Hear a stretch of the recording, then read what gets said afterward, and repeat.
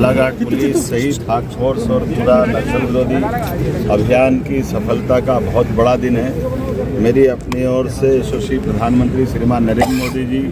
माननीय गृह मंत्री जी के उस आह्वान के लिए आज हमारी पुलिस ने बड़ा काम किया है, जिनमें डेडलाइन दी कि 2026 जनवरी तक हर हालत में या तो नक्सलवादी सरेंडर करे या उनको हम मैदान से समाप्त करेंगे। उसी अभियान में बीते दिनों 1 नवंबर को एक बड़ी नक्सल नेता सुनीता ने, जिस पर 17.5 लाख का इनाम था, सरेंडर किया था और मध्य प्रदेश के इतिहास का ये सबसे बड़ा सरेंडर आज हमारा यहाँ 10 अलग अलग सदस्यों द्वारा किया गया, जिसमें सुरेंद्र कबीर जिस पे 62 लाख का इनाम है, इसी के साथ राकेश ओडी, मनीष पिता समृत, इस पे भी 62 लाख का इनाम मध्य प्रदेश, राजस्थान और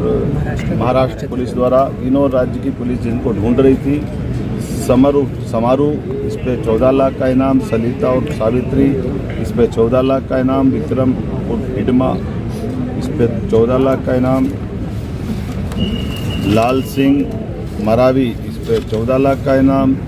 शिल्पा निप्पो इस पे 14 लाख का इनाम, जरीना जोगी मुसाक इस पे 14 लाख का इनाम, जयशीला उर्फ ललिता 14 लाख का इनाम, नवीन नुप्पो इस पे भी 14 लाख का, कुल जमा लगभग 2 करोड़ 36 लाख का इनाम इन विविध अलग अलग प्रकार के 10 नक्सलवादी दलम पे था। इन्होंने सबने पुलिस की योग्य कार्रवाई के कारण से अपने आप को सरेंडर किया है। मध्य प्रदेश सरकार सारे अभी भी बचे हुए जो कुछ, यद्यपि हमारे राज्य में बहुत थोड़े से बचे हैं, मैं आपके माध्यम से भी अपील करूंगा कि आइए हम सब पुनर्वास की नीति के माध्यम से उनके जीवन की भी गारंटी लेंगे, लेकिन ये समय सीमा भी है और यशस्वी प्रधानमंत्री श्रीमान नरेंद्र मोदी जी और गृह मंत्री जी का हमारा सबका संकल्प है कि हर हालत में हमारी धरती पर नक्सलवाद का हम खात्मा करके रहेंगे। तो मैं एक बार फिर आज इस बालाघाट के सारे पुलिस अधिकारियों को, सभी प्रकार के हमारे वरिष्ठ अधिकारियों को, पुलिस जवानों को,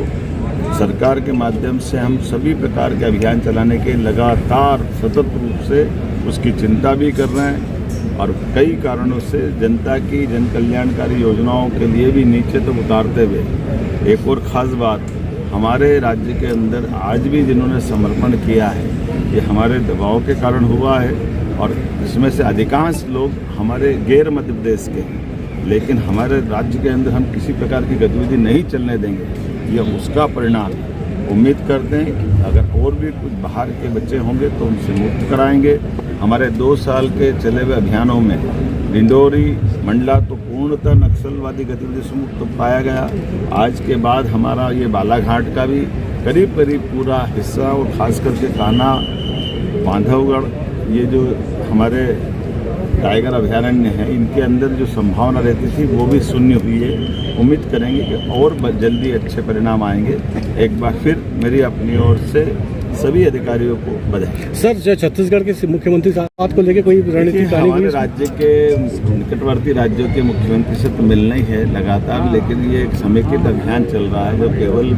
देश का छत्तीसगढ़ से नहीं है, महाराष्ट्र का भी है, आसपास के सारे राज्यों में जहाँ जहाँ नक्सलवादी समस्याएं हैं, माननीय प्रधानमंत्री, माननीय गृह मंत्री के नेतृत्व में समेकित रूप से हम हर जगह नक्सलवादियों के खिलाफ पूरी ताकत से भी लगे और जो मैदान में आता है और मैदान में लड़ना चाहता है उसका मैदान में खात्मा करते हैं और जो आके सरेंडर करता है उसके जीवन की गारंटी लेके उसका पुनर्वास कराते हैं। सर, क्या हमारी पॉलिसी है, उसी पे हम चलते हैं। सर, क्या अपील करना चाहते हैं जो बचे हुए नक्सली? अपील पहले दोहराई ना मैंने, फिर दोबारा दोहरा देता हूँ। जो हमारे साथ आकर के हथियार का समर्पण करना चाहता है तो उसकी जीवन की गारंटी हमारे द्वारा ली जा रही है। उसके जीवन के पुनर्वास को लेकर के सभी प्रकार के आजीविका के लिए जुड़े हुए जो ज़रूरत होगी वहाँ भी मदद करेंगे, मकान से लगा करके बाकी चीज़ों की चिंता करेंगे, इनाम भी देने वाले हैं और उसी के अलावा भी और कहीं कोई किसी प्रकार की कष्ट होगा उसमें भी हम खड़े हैं। लेकिन हथियार उठा करके जो संघर्ष की इच्छा रखते हैं उनसे हम दबने वाले नहीं, उनको ठिकाने लगाएंगे। सर, एक वनकर्मी की भी भूमिका देखिए।